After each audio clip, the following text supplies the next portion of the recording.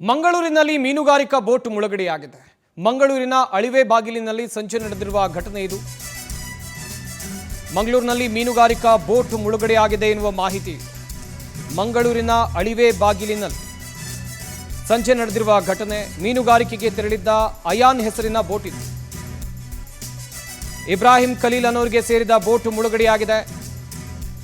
ಇನ್ನೊಂದು ಕಡೆಯಲ್ಲಿ ಆಳ ಸಮುದ್ರದ ಮೀನುಗಾರಿಕೆಗೆ ತೆರಳಿದ್ದ ಪರ್ಸಿನ್ ಬೋಟ್ ಇದು ಎನ್ನುವ ಮಾಹಿತಿ ಇದೆ.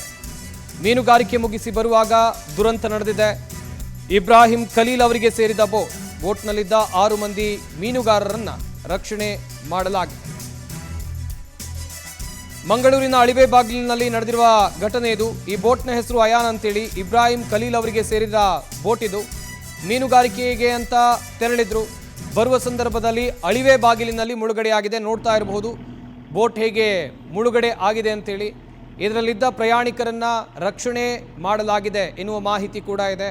ಆಳ ಸಮುದ್ರದ ಮೀನುಗಾರಿಕೆಗೆ ಈ ಬೋಟ್ ತೆರಳಿತ್ತು. ಮೀನುಗಾರಿಕೆ ಮುಗಿಸಿ ವಾಪಸ್ ಬರುವ ಸಂದರ್ಭದಲ್ಲೇ ಅಳಿವೆ ಬಾಗಿಲ ಮೇಲೆ ಬರಬೇಕು. ಇಲ್ಲಿ ಬೋಟ್ ಮುಳುಗಡೆ ಆಗಿದೆ. ಒಟ್ಟು ಬೋಟ್ನಲ್ಲಿ 6 ಮಂದಿ ಮೀನುಗಾರರು ಇದ್ರು. ಈ ಮೀನುಗಾರರನ್ನ ರಕ್ಷಣೆ ಮಾಡಲಾಗಿದೆ ಎನ್ನುವ ಮಾಹಿತಿ ಕೂಡ ಸಿಕ್ಕಿದೆ. ಲಕ್ಷಾಂತರ ರೂಪಾಯಿ ನಷ್ಟ ಆಗಿದೆ ಬೋಟ್ನ ಮಾಲೀಕರಿಗೆ.